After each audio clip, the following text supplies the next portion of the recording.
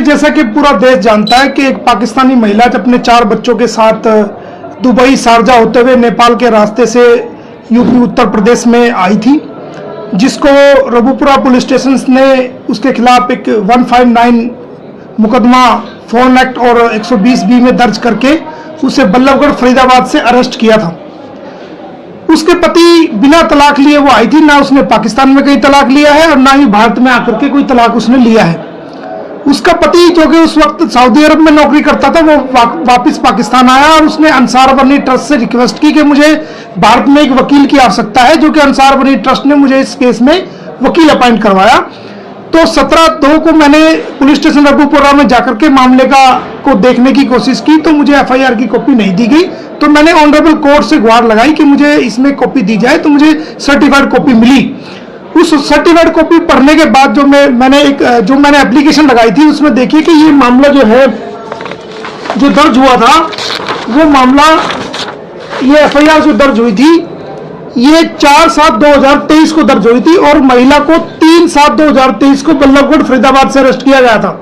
जबकि ये मामला जो है वो बल्लभगढ़ में दर्ज होना चाहिए था, ये उत्तर प्रदेश के रबुपुरा थाने में दर्ज नहीं होना चाहिए था। दूसरी बात, 7 महीने 15 दिन गुजर जाने के बाद आज तक चार्जशीट 173 की सबसेक्शन 2 के तहत आज तक कोर्ट में पेश नहीं की गई है।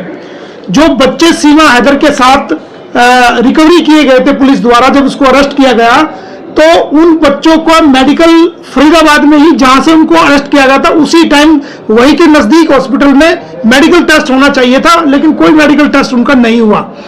और वहां के बाल एंड प्रोटेक्शन, जो वहां के चाइल्ड प्रोटेक्शन ऑफिसर को सूचना देनी चाहिए थी, उनके संज्ञान में मामला लाना चाहिए था, कोई संज्ञान में उनके मामला उनको लेकर के नहीं आया गया।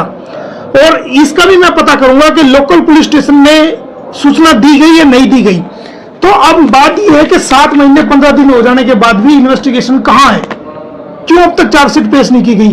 किसी प्रकार की सूचना इन बच्चों के फादर और सीमा के हस्बैंड, जो कि गुलाम हैदर है, उसको किसी प्रकार की सूचना नहीं दी गई।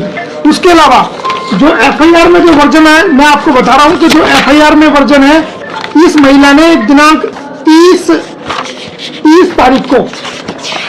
तारीख और 6 महीना 2023 को ये सचिन के साथ और सचिन के फादर के साथ और 4 बच्चों के साथ ये जो है बुलंदशहर जाती है और वहां जाकर के तमाम अपने कागजात और तमाम पासपोर्ट और तमाम जो भी चीजें थी वो वहां जाकर के वकील को दिखाती है। वकील ने देखा कि ये तो पाकिस्तानी महिला है और इसका तलाक भी नहीं हुआ है, तो वो शादी कराने से इनकार कर देता है और वो वहां से वापस आ जाती है। इस महिला को बल्लभगढ़ से कब गिरफ्तार किया, मुकदमा कब दर्ज हुआ? देखिए, इस महिला को कोई भी, इसके अंदर जो दिखाया गया है कि 3 तारीख 7वां महीना 2023 को शाम के 8 बजे के बाद, सूरज छिपने के बाद जो है इसको बल्लभगढ़ से जो FIR के मुताबिक अरेस्ट दिखाया गया है।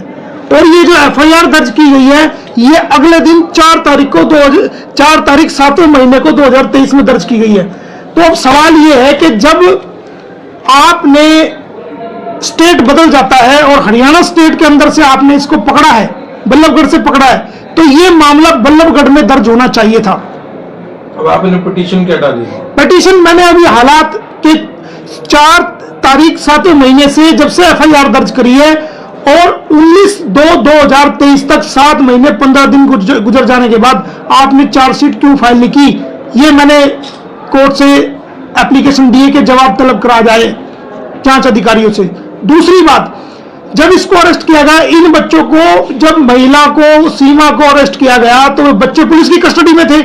तो जब वो 3 दिन उसकी जमानत हुई है, 3 दिन के बाद जमानत के ऑर्डर्स हैं, मैं आपको देता हूं कि जमानत की कॉपी हमारे पास मौजूद है, जो कि हमने सर्टिफाइड कॉपी इसकी जमानत की निकलवाई है। इसकी जो जमानत हुई है वो हुई है 6 तारीख। इसकी जमानत हुई है 3 दिन के बाद, यानी कि 6-7 के लगभग इसकी बेल ऑर्डर्स है। इसके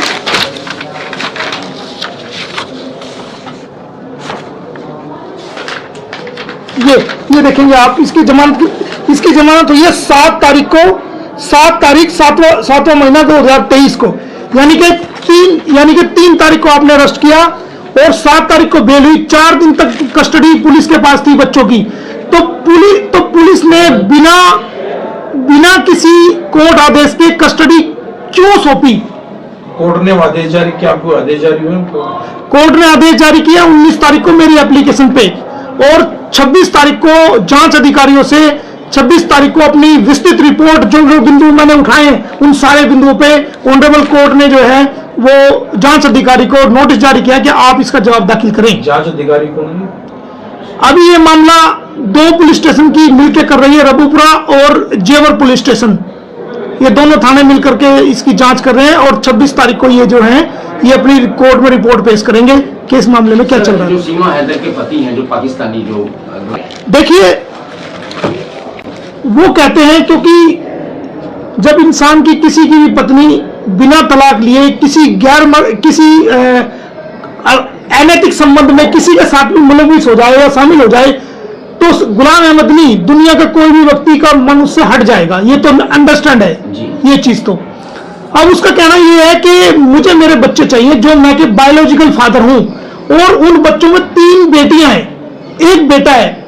एक बच्ची की उम्र 3 साल, एक बच्ची की उम्र 4 साल, एक बच्ची की उम्र 5 साल और एक बच्ची की उम्र 6 साल है। अब उसका सवाल ये है कि भाई वो मेरी बच्चियां हैं, वो मेरा बेटा है, तो मैं उनको लूंगा, और उनका धर्मांतरण किया जा रहा है। क्यों किया जा रहा है उनका धर्मांतरण? जबकि देश में एक कानून आया है, पिछले दिनों काफी मुस्लिम समाज के लोगों की उसमें अरेस्ट हुई थी, तो जो बच्चे जिनकी उम्र 7 साल से नीचे है उनका ब्रेन वॉश कर करके, उनको प्रेशराइज करके या उनको गलत तरीके से मिसगाइड करके उनका धर्मांतरण क्यों किया जा रहा है?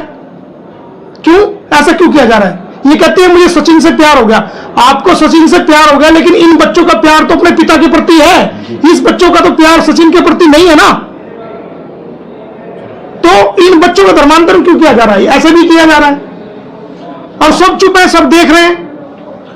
आपका नाम बता दीजिए और किसके एडवोकेट है वो बता दीजिए। मोमिन मलिक एडवोकेट, गुलाम हैदर जो सीमा के हस्बैंड है उनका मैं लॉयर हूं, वो कहाँ रहते और वो आज तक उसकी वाइफ है डॉक्यूमेंट में, और सचिन के साथ वो जो है वो अनैतिक संबंध में उसको कानून की नजर में कहा जाएगा।